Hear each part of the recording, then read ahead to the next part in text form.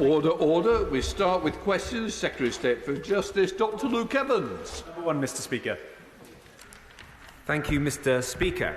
The reconsideration mechanism was introduced in July 2019, and it's a vital tool for public protection, allowing ministers to intervene in parole cases where there is concern that the decision to release is irrational, procedurally flawed, or where there has been an error of law.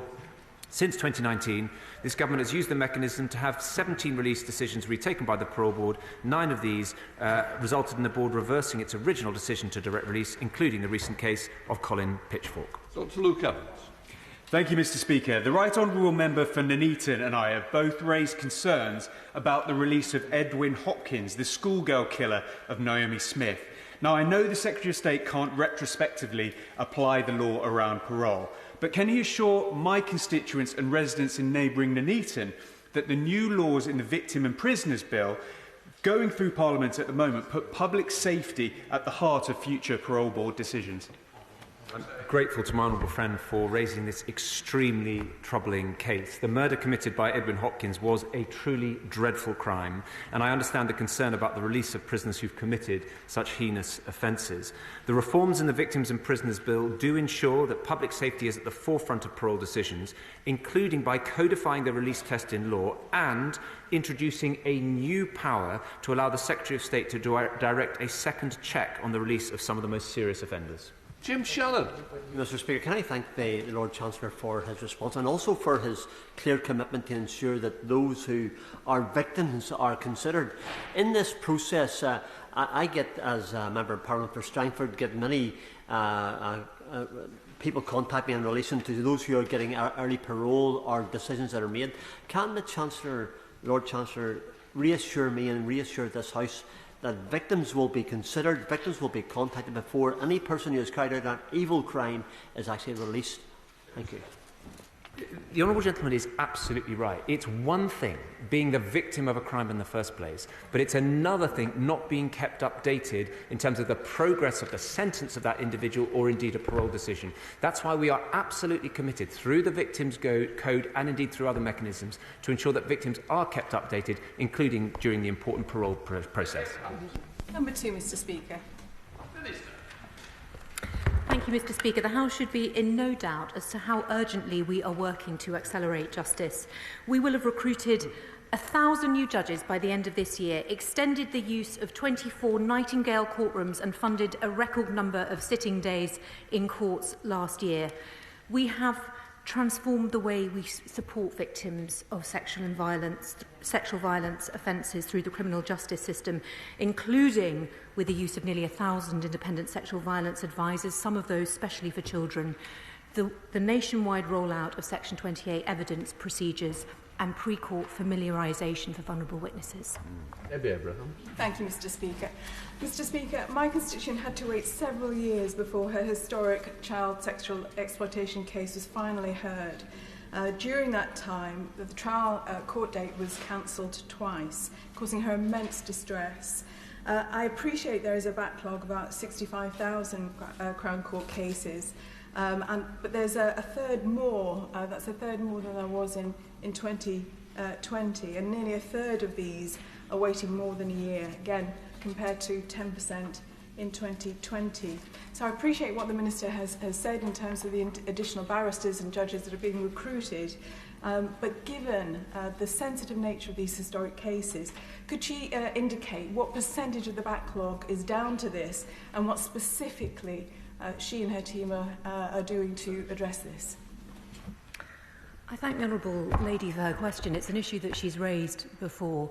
She will know that listing is a matter for the independent judiciary, but I don't seek to hide behind that. And actually, I would like to meet with her and discuss the specific reasons why the case she's talking about was adjourned, because I do think there may be something we can do to help. I would just like to draw her attention to two things that I think are important. A new police task force that the government set up to support historic child sex abuse investigations has led to a 20% increase in child sex charges in the last year alone. And in addition to this, I would just say this. Greater Manchester currently have 59 live investigations into child sexual abuse. These are complex cases, multiple perpetrators, multiple victims. In one case that recently went all the way through the court, the perpetrators didn't even know each other, they'd never met. So even the decision about how the group is arranged, how the case is allocated, the length of time it will need for listing is particularly complex, but I would like to meet with her for the reasons I've said. Question 3. With permission, Mr. Speaker, I'll answer questions 3, 4 and 8 together. Supporting victims has broadly 3 elements. First, it means ensuring harmful behaviour is comprehensively criminalised. That's why we've legislated to create new offences of stalking, coercive and controlling behaviour, upskirting, revenge porn, non-fatal strangulation, cyberflashing. Second, it means ensuring that the punishment fits the crime. That's why the average sentence has increased by around 50% since 2010. But third, it means supporting victims both before, during and after the court process. That's why we're funding over 1,000 ISVAs and IDVAs by 2024-25. We've set up a 24/7 rape support helpline and we're quadrupling funding for victim services in cash terms since 2010. Thank you. Cuckooing is not a victimless crime. The victims whose homes are invaded are frequently extremely vulnerable. Will the Secretary of State consider a separate, specific offence of cuckooing in the Criminal Justice Bill to ensure not just that the punishment fits the crime, but that the crime fits the crime? Yeah. Well, the Honourable Lady has been brilliant about this, raising this issue time and time again, and at least in part because of the pressure that she has put on, we have held a stakeholder engagement exercise on this issue with the police, with CJS partners, with local authorities, other government departments and so on. And the exercise reveals that there are civil orders and criminal offences which are available to disrupt it. It might be, for example, that the underlying offence is a possession of drugs with intent to supply. It might be possession of firearms. There could be common assault, etc. But I do think this is worthy of further consideration, so I would invite a conversation with her in due course. Dr. James Davies. Thank you, Mr. Speaker. Last week I was contacted by a constituent who has been named in the local press as a victim of domestic abuse against their expressed wishes. As my right honourable friend will appreciate, this naming has the potential to endanger their safety and harm their recovery. So what more can be done to safeguard the confidentiality of victims of domestic abuse? My honourable friend raises an absolutely essential point because it is a deeply traumatic experience going through giving evidence. Now, there are powers that exist. It's Section 46 of the Youth Justice and Criminal Evidence Act 1999, which means that the court can, on application, make a decision about anonymity, and they take account of the circumstances of the alleged offending, the circumstances of the alleged offender, and indeed the alleged victim, and so on. That is, of course, a matter for the court. The court will have to weigh the circumstances of that case as against the overarching interest of transparency. That is a matter that the courts are well placed to decide upon. Mr. Speaker, Carshalton and Wallington is supposed to be one of the safest parts of London, but has been shocked by a number of knife and violent crime incidents recently, including a knife attack in Wallington Sainsbury's on Christmas Eve, which was not only traumatic for those involved, but those who witnessed it. So could I ask my right honourable friend to assure me that victims and witnesses of these terrible crimes can get access to help and support whilst they're waiting for the police to build a case? Can I thank my honourable friend for drawing the House's attention to this appalling incident? Yes, it is absolutely imperative that both victims and witnesses can access support in the aftermath of such shocking crimes. As I indicated, we're quadrupling funding for victims and witness support by 2024-25 on 2010 levels. But this is important. Under the 2006 Victims Code we inherited, support was only available for direct victims, but we've changed that so that it's now available for witnesses who've suffered mental or emotional harm. Thank you, Mr. Speaker. The Government left the role of Victims Commission unfilled for over a year and to this day refused to place any duty on public bodies to cooperate with the post holder. Can the Government and the Secretary of State explain why they have not supported Labour's proposals to give the role the same powers as a Domestic Abuse Commissioner over public authorities like the police? The Victims Commissioner plays an important role, and we are delighted that Baroness Newlove is taking on this role again. She has a track record which is exemplary, and it sits within a wider approach that we are taking, which is to ensure through the Victims and Prisoners Bill, through the revised Victims Code and so on, that victims going from being spectators of the criminal justice process to participants in it. And I know the Victims Commissioner will help us on that journey. Gregory Campbell. Mr. Speaker, what's been done to ensure that victims of crime, particularly violent crime, get the type of necessary mental health support that they require, particularly where they can suffer ongoing mental health issues and trauma beyond the period of the crime itself? The gentleman raises an absolutely essential point. As I indicated, we are quadrupling funding for victim services on 2010 levels. Now, part of that is directed through police and crime commissioners to procure and commission precisely the kind of support that is indicated. What I'm also able to say is in those tragic cases which resulted in a fatality, the homicide service is now better resourced to provide that ongoing support, which may be physical support, but it may also, sadly, be the mental support that they desperately need. Andy Slaughter. Number 5, Mr. Speaker. Thank you very much, Mr. Speaker. In December of last year, we completed an estate-wide programme of surveys to assess the condition of each public sector prison, and I look forward to the findings of that.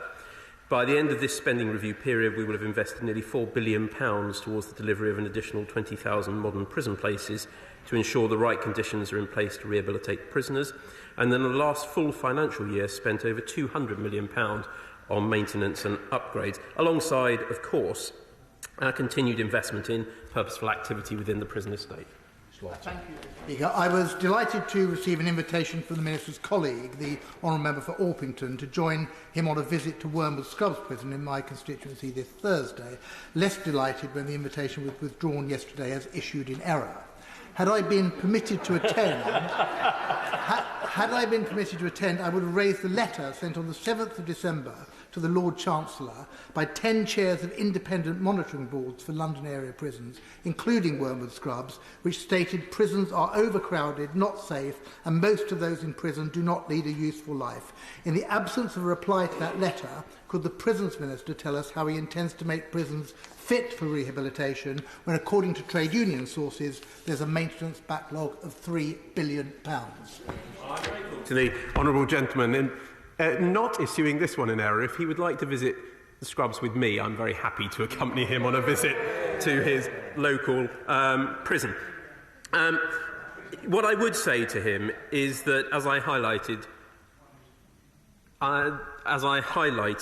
we continue to invest in our prison estate. We continue to invest in increasing numbers of prison officers, and I take the opportunity to pay tribute to them for the work they do day in, day out, something I suspect the opposition front bench would join me in saying, and the investment we're putting into purposeful activity across the estate, and the efforts we've put in across the estate are working, as seen by the proportion of prison leavers in employment 6 months after their release, which has more than doubled in the 2 years to March 2023. But I look forward to discussing this further with him in his local prison. Can I just say, members of Parliament should be treated as a member of Parliament with a prison in their area. I do find it disappointing that that was withdrawn from a member of Parliament, that visit. I do hope it will be investigated to why a member of Parliament has been refused access to something within their constituency. Please. I understand from my honourable friend that the invitation was sent in error by the office. It was not meant to be sent, but I'm happy to honour the invitation. Because I'm concerned about members of Parliament having access. Sir Robert, Chair of the Select. Thank you, Mr. Speaker. I won't comment about how I might have got people into Wormwood Scrubs in the past, one way or another. I'm out, yeah, absolutely. But I'm sure the Minister will know that one of the key themes that comes up time and time again in Her Majesty's Chief Inspector of Prisons reports and issues raised by the Justice Committee is this lack of purposeful activity. And the physical estate is part of that problem, but so are issues around staffing, so is the issue of around access to education and other provision. Is it perhaps time for a strategy for the whole of the prison service with rehabilitation at its centre? And might an answer to that be to look, perhaps, to introduce a statutory definition of the purposes of prison, of which rehabilitation, along with protection of the public, will be one of those key parts to hold people's feet to the fire to actually deliver rehabilitation in the public interest.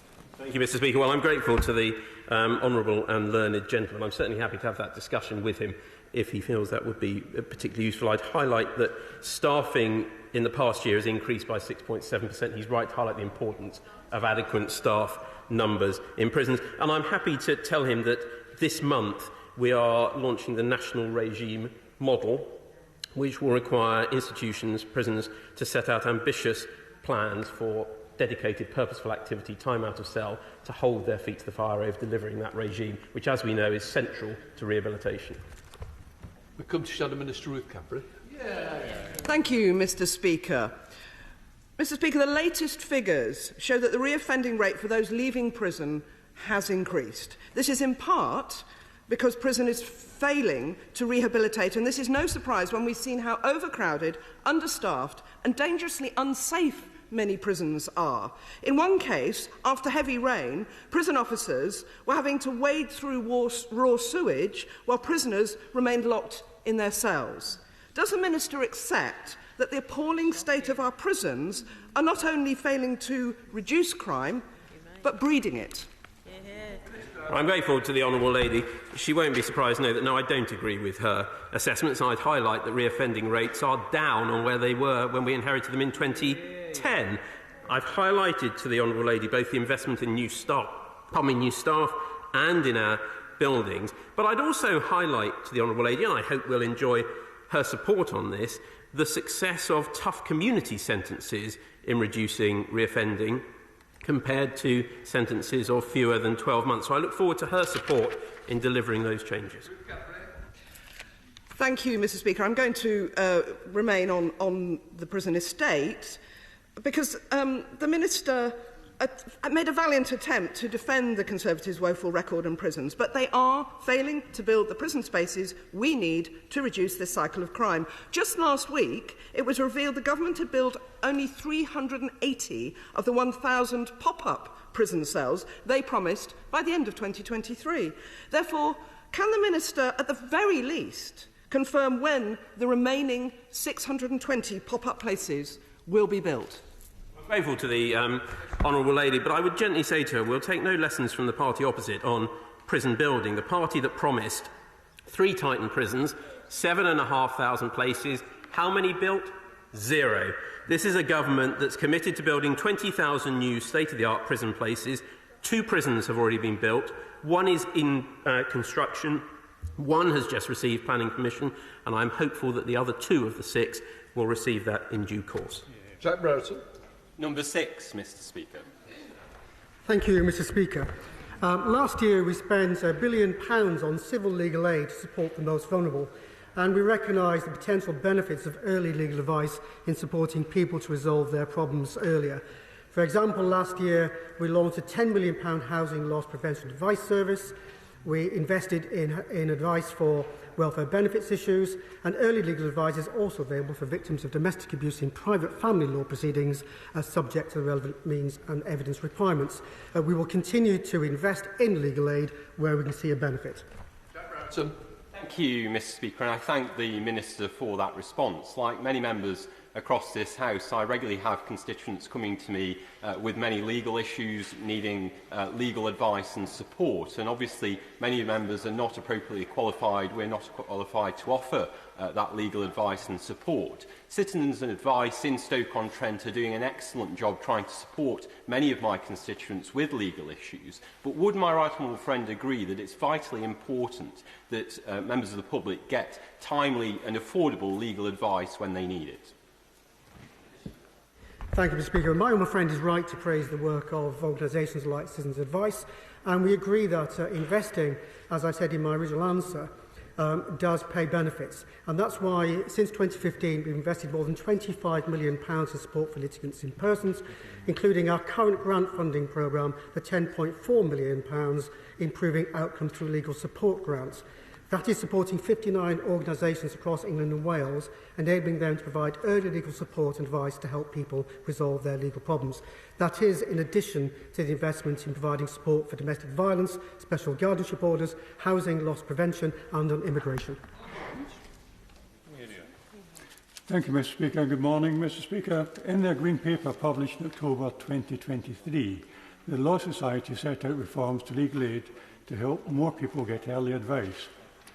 Can the Justice Secretary confirm what discussions he has had with the Treasury in advance of the budget in March regarding potential increases to the legal aid budget, and that Scotland will receive its share through Barnett consequentials?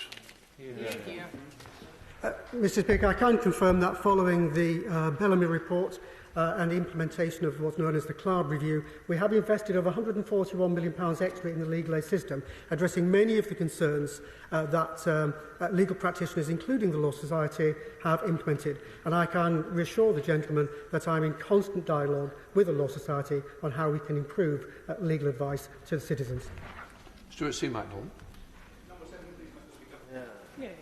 With your leave, Mr. Speaker, I will answer questions 7, 9, 19 and 23 together. The United Kingdom has a long-standing tradition of ensuring rights and liberties are protected domestically and of fulfilling our international human rights obligations. We remain committed to a human rights framework that is up-to-date, fit for purpose and works for the British people. We have taken and are taking action to address specific issues with the Human Rights Act, including through the Illegal Migration Act 2023, the Victims and Prisoners Bill and the Overseas Operations Act, which addressed vexatious claims against veterans and the armed forces. Stuart Seymour. Thank you, Mr. Speaker.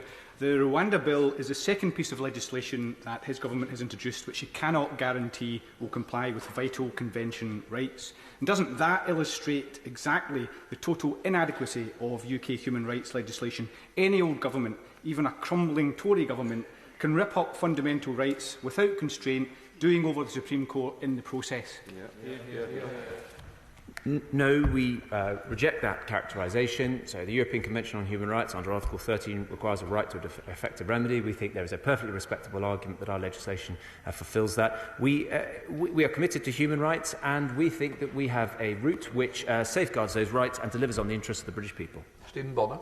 Thank you very much. Mr. Speaker, the Human Rights Campaign organisation Just Fair have hailed the Human Rights Bill for Scotland as providing a blueprint on how the UK as a whole could proceed, enshrining social, economic and cultural rights into domestic law. I'm certain that the Scottish Government in this area would be happy to share their experience and expertise. So will the Secretary of State commit to engaging with the Scottish Government with a view to bringing forward equivalent UK legislation following in their example? Well, I completely agree, of course, of the common interest we share across the United Kingdom of wanting to advance social and economic rights, which, put another way, is to ensure that there are good jobs and there are good public services. Of course that's right. What is questionable about is whether it's sensible to make those rights justiciable. In other words, to find people pursuing all sorts of actions in the court which clogs them up, as opposed to them being able to deal with all sorts of other matters. So he's right on the principle, what we all want to achieve for our people in our country. Is he right on more litigation and more legislation? I think we'd have different views on that. Hannah Bedell. Thank you very much, Mr. Speaker. The Scottish Government will bring forward a human rights bill for Scotland. That is the right thing to do. But given his previous statements in support of human rights and the ECHR, will the Justice Secretary confirm his support for the Scottish approach? Because surely putting human rights at the heart of government and the wider public sector is the right thing to do. It's really important not to conflate two things. So we are members of the European Convention on Human Rights, and I already mentioned Article 13. But that does not in and of itself determine how one should give effect to them. So we already have the Human Rights Act. It's not at all clear to me that a human rights bill has been proposed in Scotland would indeed advance human rights across the United Kingdom. But of course, we will listen carefully to whatever it is the Scottish Government decides it wants to introduce. Martin Docherty Hughes. Here, here. I'm sure the Minister is aware, Mr. Speaker, the ECHR and the HRA are integral to the Good Friday Belfast Agreement, setting out a framework for policing and also for the very governance of Northern Ireland. Does the Secretary of State agree that any attempts to overhaul the ECHR and HRA from this place could have serious consequences for the communities of Northern Ireland? Here, here. So, as I say, we have a human rights framework which we consider to be important. We are mindful of the points that he raises. As I say, we are satisfied that we can deliver on the priorities of the British people, and it's a perfectly reasonable priority to want to ensure that we have warm hearts but an open front door. We're satisfied we can do so within our international legal obligations. It was revealed yesterday that despite the best efforts of the Home Office, an Albanian-speaking migrant from Serbia who spent half his life in Serbia, who's been jailed in this country for 18 months for cannabis farming after having entered the UK illegally, has been allowed to remain in Britain after he successfully claimed that he couldn't be deported to Serbia because he no longer speaks Serbian. This is despite Albanian being a recognised minority language in Serbia, and he lives in this country with his Serbian brother. Doesn't this demonstrate why we need urgent reform of the asylum system and human rights laws to allow the rapid and effective deportation of dangerous criminals such as this? So, my honourable friend is absolutely right. Those who come to our country but betray the trust of this nation by acting illegally should not expect a warm welcome. That's why one of the things I'm most proud of is we've signed a further prisoner transfer agreement with the Albanians, which ensures that the British people, having suffered the initial crime, don't suffer the double punishment of having to pay £49,000 a year to house them in bed and breakfast in the United Kingdom. We'll send them back. That's exactly what we're doing. SNP spokesperson Chris Stevens. Thank you very much, Mr Speaker. If I can take the Justice Secretary back to the Rwanda Bill and the statements he's made, which were interesting observations that he made, particularly around the ECHR, which he has said has been the whole debate around the ECHR has been tainted by a misunderstanding of what the actual rights are, as though there are some foreign imports that do not reflect some of the cultural norms in the UK. And he went further and said that nothing could be further from the truth.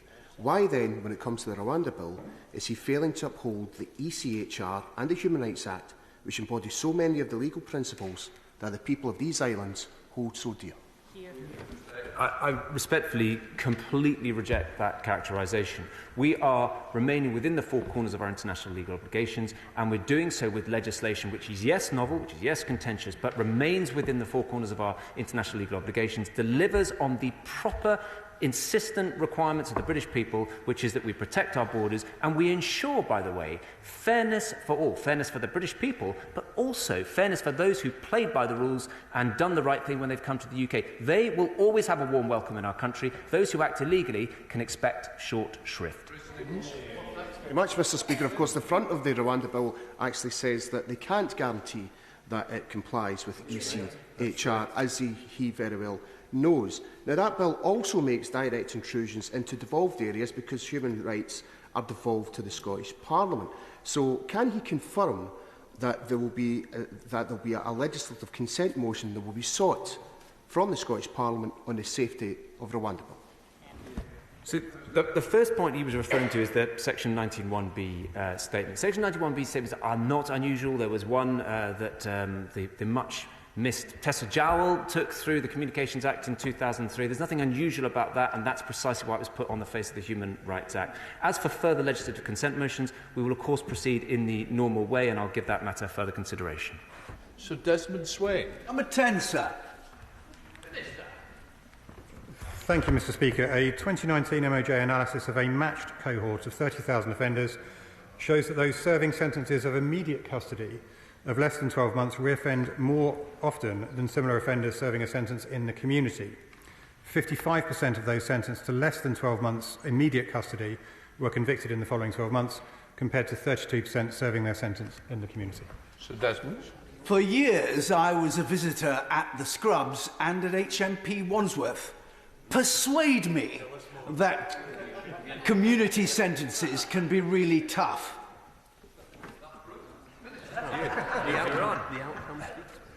I would suggest, Mr Speaker, that the outcome speaks for itself. Shabana Mapahudi. Thank you, Mr Speaker. There are going to be many, many more offenders serving their sentences in the community as a result of the measures in the upcoming sentencing bill. And we all know that the government have had to rush these measures out to deal with the prisons capacity crisis that they have created. But it's essential to recognise that these measures will rely heavily on a functioning probation service. So with only one of the 33 probation delivery units inspected being rated as good and all others requiring improvement or inadequate, what additional resources have been put in place to ensure that potentially dangerous criminals are being properly monitored? Thank you, Mr Speaker. We have recently increased the budget for probation by £155 million, and we have ramped up recruitment with an additional 4,000 staff recruited over the last period of time. Mr Speaker, that's a 4-year-old announcement dressed up as something new, and I'm afraid, given the extensive changes in the sentencing bill, it just won't cut it, Mr Speaker, because under the Conservatives, our vital probation service has been taken to the brink of collapse, and on current performance, the service simply cannot handle the additional pressure that these measures will bring and keep the public safe. So will the Minister commit to ensuring that the measures in the sentencing bill will not come into effect until there is not one probation delivery unit that is still rated as inadequate? I thank the Honourable Lady for her question. This is something that we'll keep under review as the sentencing bill passes through the House, and we'll make further announcements in due course. John Stevenson. Number 11, Mr Speaker, and can I also draw the House to the register of interest in the fact that I am a practising solicitor? Thank you, Mr Speaker. The last 12 months have seen the largest volume of probate applications received by the service since 2006, and that follows 2 years of above-average receipts. In response, we've increased staffing levels by over 100 people, we have streamlined processes, and I have to say that we have seen some improvement in that the level of grants issued has been running at about 8,000 more over the past 2 months than receipts. And so the average mean length time for a grant of probate following receipt of all documents required is now 12 weeks. John Stevenson. Thank you. Back in November 2020, I led a Westminster Hall debate highlighting the failings of the probate service, a service which was once excellent but is still no longer the case. And I could give many examples today demonstrating the continuing failures of the probate service. I do appreciate the efforts that the Minister has been making to improve the service. However, I believe enough is enough. If the service is not materially improved in the next 3 months, will the Minister take the appropriate action and remove those who are clearly underperforming so that the service can return to the level it once was at?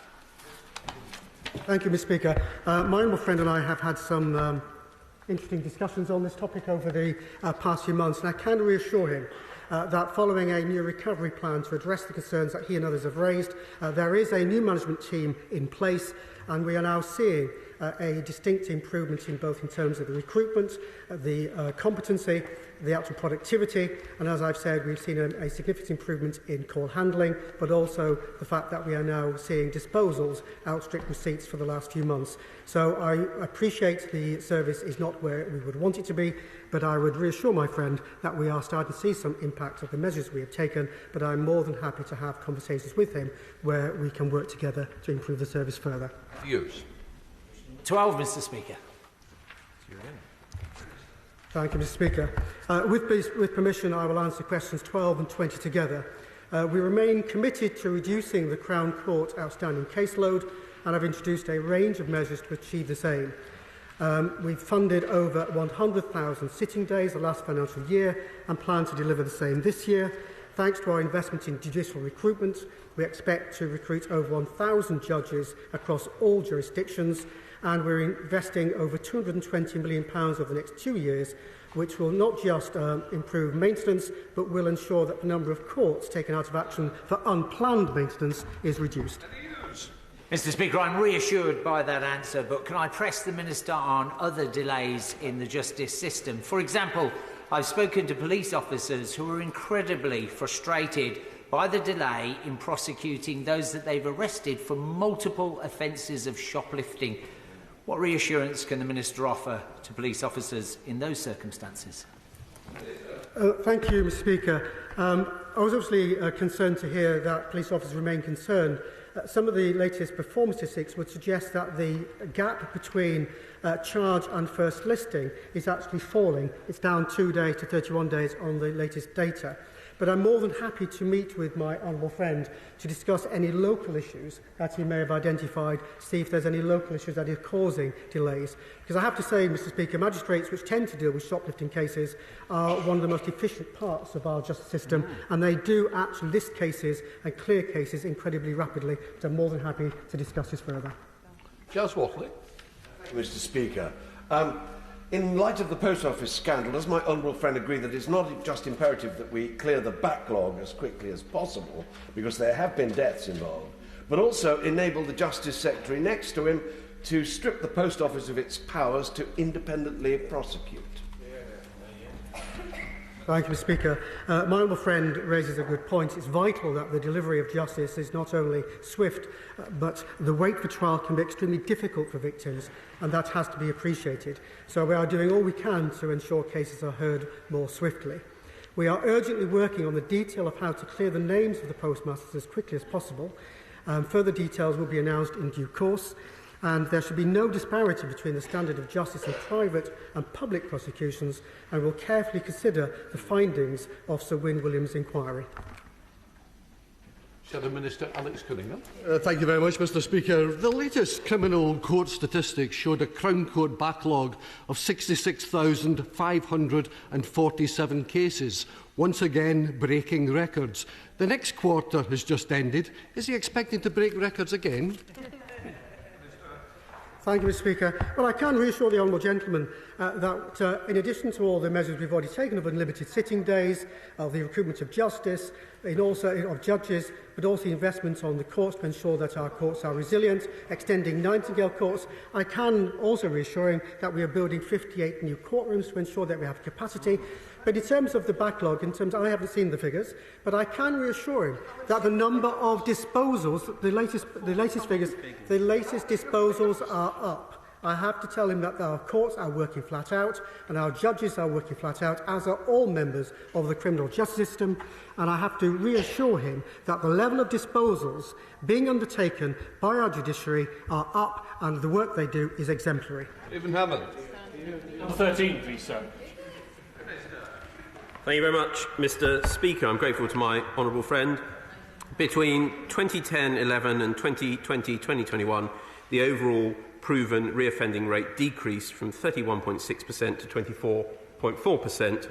The government is continuing to take action to drive down this reoffending rate even further by investing in initiatives to get more offenders into work, stable accommodation and substance misuse treatment on their release. Can I thank my right honourable friend for that answer? He's absolutely right that the key to rehabilitation and reoffending is employment and stable accommodation. He has spoken already about purposeful activity today, but can I ask him to look at making the subsistence payment available to all prisoners on release, because that would ensure access to that sort of settled accommodation which is required. Well, I'm grateful to my honourable friend. He makes an interesting suggestion. I'm happy to meet with him if that will be helpful to him to discuss further his ideas on this. And Carden. Mr. Speaker, can I refer to my entry in the register, which is my involvement with organisations related to addiction and recovery? I want to acknowledge the positives of rolling out incentivised substance-free living wings. However, these don't offer recovery as part of the process.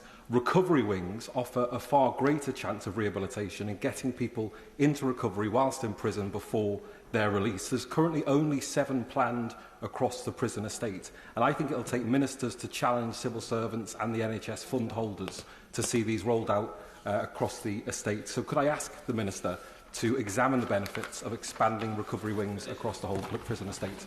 Well, I'm grateful to the honourable gentleman both for his question and for the tone in which he asks it. He's absolutely right to highlight the importance of this. As he'll be aware, those 7 wings are a relatively new step forward. We're seeing how they operate. I think, if I recall, they were initiative by the former Deputy Prime Minister when he was in post in the Ministry of Justice. It's something I continue to look at very carefully, but I'm watching to see how those wings operate first. But I do so with an open mind. Mr. Silver-Roberts. Thank you, Mr. Speaker. Protecting the public is our top priority. Offenders are subject to strict licence conditions on release, which can include tagging, exclusion zones, and they can, of course, be returned to prison if they breach those conditions. Victims of violent and sexual offenders serving prison sentences of 12 months or more are legally entitled to request protective licence conditions on release, including exclusion zones. The Probation Service works with partners, including police, under the MAPA arrangements to closely manage the risk presented by the most serious offenders. Roberts. Rhiannon Bragg's attacker was convicted of stalking, possessing a firearm and making threats to kill. A parole board decided his probation release plan couldn't ensure public protection only 2 months ago, yet he will be automatically released next month. Mr. Speaker, I have sent numerous letters to ministers on this matter, but I haven't received a single reply. Given that she lives in a remote area, which makes conventional surveillance methods virtually impossible, will he finally provide a credible response to the urgent safety risks faced by victims like Rhiannon? Thank you. Well, can I, first of all, thank the Honourable Lady for raising this case. I do know about the case of Rhiannon Bragg. In the interest of complete transparency, I should say I was at school with Rhiannon Bragg. The government introduced extended determinate sentences to better protect the public from dangerous offenders by making their early release dependent on the parole board. Offenders on extended determinate sentences must be released. There's no legal power, as the Honourable Lady knows, to hold them for longer at the end of that custodial term. But they face years of strict supervision by the Probation Service with strict licence conditions such as exclusion zones and curfews. They will be returned to prison if they breach them. I'm aware of the letter that was sent on the 14th to Minister Arger. He will, of course, be very happy to meet the Honourable Lady to discuss these points. Smith. Question 15, Mr. Speaker. Thank you, Mr Speaker.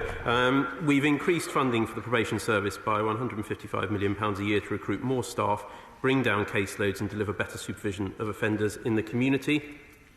We've also accelerated recruitment of trainee probation officers, particularly in areas with the most significant staffing challenges, and as a result, over 4,000 trainees have started on training courses between April 2020 and March of last year.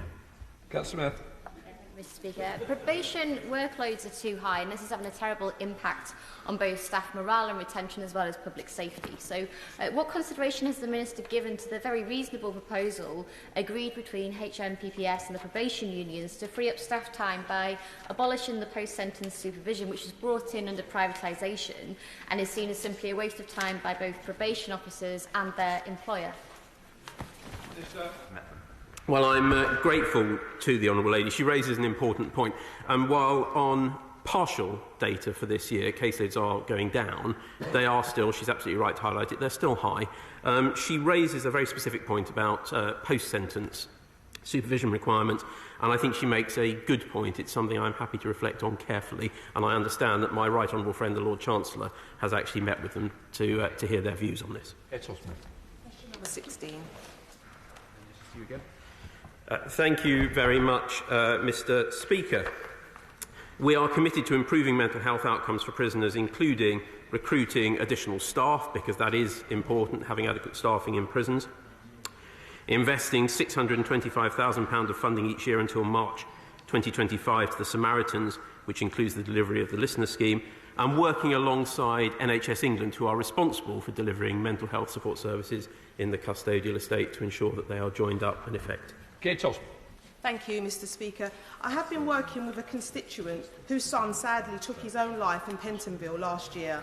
While it is well established that among prisoners there is a high rate of mental health problems, the provision of support is insufficient and even reliable data on the scale of the issue is lacking. Will the Government commit to a full review of the support and safeguarding for prisoners with mental health problems?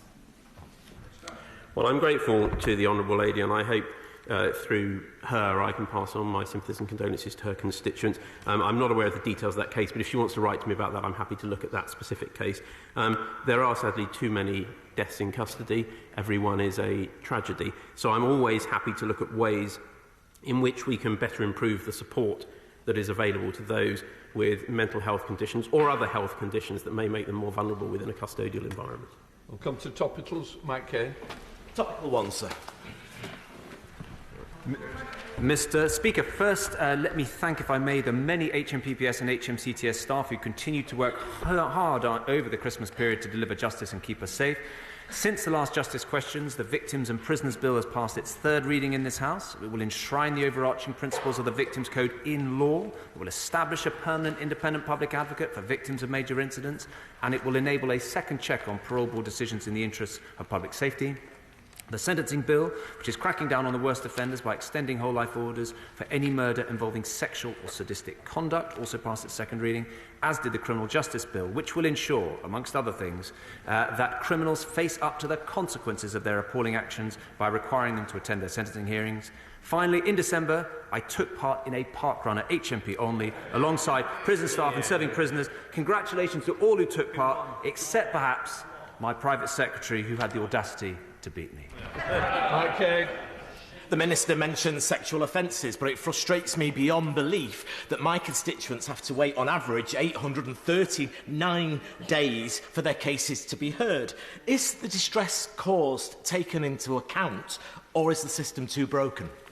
The Honourable Gentleman is absolutely right to raise the issue of victims of serious sexual offences. We take this incredibly seriously, and that's why we've introduced measures such as Section 28, which enables evidence to be taken and recorded in advance. We've increased the fees for barristers to make that more straightforward. We've also increased the number of independent sexual violence advisors who accompany, as it were, those victims on that journey, and that is very, very important to prevent dropout rates. But we've also, and this is an important point, the sentencing levels are much higher, up by 30% compared to 2010. Alan Kearns. Thank you, Mr Speaker. And can I draw your attention to the register of members' interest in that my wife is an education lawyer? Parents appealing decisions in relation to education, health and care plans and educational health needs are currently forced to wait 9 to 13 months from appeal registration to hearing. This is far too long in terms of the relations of a child's development. And does my right honourable friend agree with that? But does he also share my concern that some schools are using that in the delaying providing education, health and care plans in the knowledge that it will take a year or more in order to have an appeal? Thank you, Mr. Speaker. My right honourable friend is right, and despite Senate appeals and disposals being up by 24% and 29% respectively, I do share the concerns, and systematic reform is required, and that's why through the SEND and Alternative Provision Improvement Plan, DfE and ourselves will be working hard to ensure it's improved. I'm more than happy to meet with my right honourable friend to go through the details. Shadow Minister Janet David. Thank you, Mr. Speaker.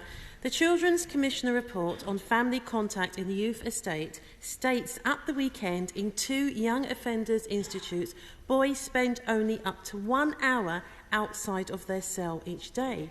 So we can clearly see why this has led to an increase in violence. So what is the Minister going to do about it? It's very important to note that in the time since we've been in power since 2010, the number of under-18s in custody has dropped dramatically, so that the cohort that is now in Young Offender Institute is, putting it politely, highly, highly complex. Now, of course, we take it extremely seriously. We want to ensure that there is sufficient staff because we don't give up on people. But it's also important to recognise that that cohort will have been convicted of extremely serious offences, and we want to ensure that there are sufficient resources to try to get the best out of them. James David. Mr. Speaker, I recently met the senior coroner for my area about concerns over health services in North Wales and to discuss preventable deaths. As part of this work, he pointed me towards the Preventable Deaths Tracker, set up by Dr. Georgia Richards in Oxford. Would the Secretary of State commit to meeting Dr. Richards and me to discuss the potential benefits of this tracker? Thank you, Mr. Speaker. My honourable friend raised a good point. My officials have already met with Dr. Richards, discussed her work on the tracker, and together with the Chief Coroner's Office, we're already exploring with her team how best to share the tracker on the various websites. But I'm more than happy to meet with my honourable friend and the doctor to discuss how we can work further. Thank you, Mr. Speaker. Numerous studies have found that the numbers of women being held on remand is disproportionately high for minoritised and migrant women. For example, 10% of female, black and Asian defendants were remanded in custody by magistrates' courts, compared to 7% of white women. What steps is the government taking to address these clear inequalities in the use of remand? Minister. Well, I'm grateful to the honourable lady. She'll be aware of the work that's being done across the criminal justice system, both through the Race Disparity Review and also the LAMI review in this context. Decisions on remand are taken by the judiciary, so it would be wrong for me to comment on judicial decisions. But if she wishes, I'm happy to meet with her or with my honourable friend who covers disparity in the justice system to discuss this further, if that would be helpful to her. Hammond. Secretary of State confirmed that the Director of Public Prosecutions could take over a private prosecution and discontinue it? Yes. Thank you, Mr. Speaker. The Crown Prosecution Service can take over any criminal prosecution and may then carry out the prosecution. It may end or discontinue the prosecution if it does not believe that it should have been brought in the first place. Chris Law. Thank you, Mr. Speaker. I'm pleased to say the latest Scottish Crime and Justice Survey has shown that the volume of crime in Scotland, including incidents not reported to police, has fallen by 53%. And in addition, we have one of the lowest levels of recorded crime in Scotland since 1974, which is 50 years. I'd just like to add my thanks also to all those who work at Police Tayside for their duty and service on behalf of my constituents in Dundee. So will the Justice Secretary join me in congratulating Police Scotland and all the community safety partners who have contributed to the success? We, of course, welcome any reduction in crime, and I'm happy to congratulate Police Scotland for their work. It's encouraging that across the United Kingdom, and certainly across England and Wales, crime is down and reoffending is down. If you will allow me the opportunity, I would urge, however, the honourable gentleman to make sure that we don't do anything in Scotland which I think would be regrettable, such as rowing back on jury trials. It does seem to me that that's a critically important part of maintaining public confidence in the criminal justice systems. Go on. Dr Luke Evans. Having worked in A&E over Christmas periods over the years, I've seen the outcome of alcohol-related violence and the injuries that it causes. I know the department's been looking at fitting alcohol monitoring to tags for offenders over the festive season. What assessment has the government made of the effectiveness of this in reducing alcohol-fuelled crime? Very grateful to the honourable gentleman for raising this point. Alcohol tags are hugely valuable. They're being used increasingly to successfully tackle alcohol-related offending, including violent crime. Around 2,800 individuals were wearing an alcohol tag at the end of November 2023, which is 900 more than the same period the year before. And alcohol bans imposed for community sentences are complied with for 97.3% of the days monitored since their introduction in October 2020. They're a vital crime-fighting tool. Thank you very much, Mr Speaker. In May 2022, my constituent, Tallulah Cox, was diagnosed with brainstem cancer. She was left catatonic from the radiation treatment, a side effect her parents, Zoe and Richard, were never informed of. They then had to constantly fight for the support and care she needed from our local council and NHS. That support never came. Little Tallulah passed away on the 2nd of November last year. Order. It's a topical question. I've got to get everybody else in. If you're going to do a topical, it's got to be short and quick to allow others. Has the Minister got a brief on what's been asked? Very quickly, please, just ask the question. Little Tallulah passed away on the 2nd of November last year, aged 2, after these services failed her. How can her parents get some justice? This sounds like an absolutely appalling case, and my heart goes out to Tallulah and her family. I'm unaware of the details of this case. If she writes to me, she'll get a response. Kevin Foster. Thank you, Mr Speaker. Dozens of businesses have signed up to Torbay Council's new Safety of Women at Night Charter, being championed by Councillor Hayley Tranter. What steps is the government taking to ensure that those who are a threat to women, for example by spiking drinks, get the type of deterrent sentence this disgraceful behaviour deserves?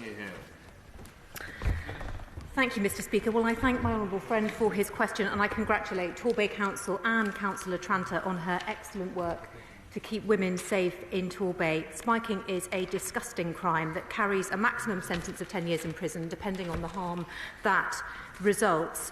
We are changing the Offences Against the Person Act to define the offence of spiking specifically and comprehensively in law, with a view to encouraging more people to come forward. But I have to say, the biggest barrier to conviction remains the fact that toxicology tests are often conducted after the substance has left a woman's body, and that is why we're investing in research for rapid drinks testing kits so that it will be easier to prove and we get more of these offenders behind bars.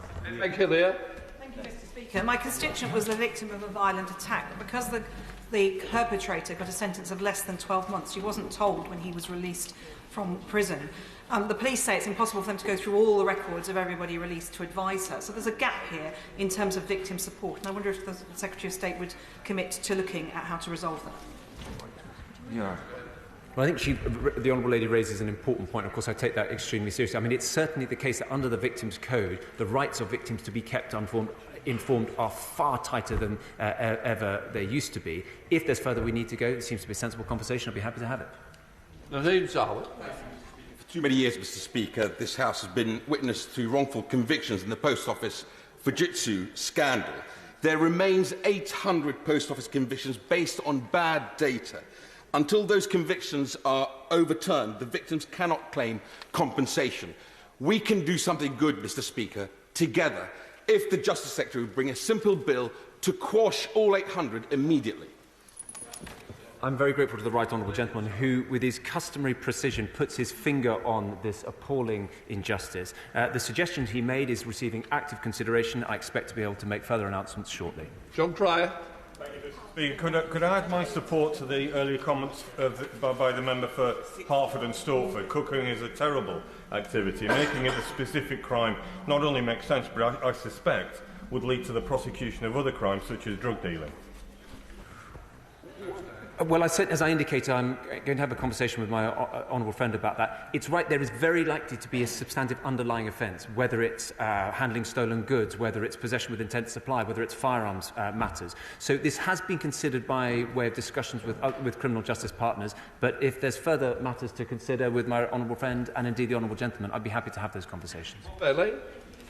January is often considered family breakdown month, and anybody taking the terrifically difficult decision to separate this year will not only face an average of over 14 grand for divorce, but also months or potentially over a year to resolve children and financial disputes. We need reform and focus in a range of areas. Will the Lord Chancellor kindly agree to meet me and the formidable Baronesses Deitch and Shackleton to look at our campaigns? My honourable friend raises a very good point. I know she campaigns tirelessly on this issue.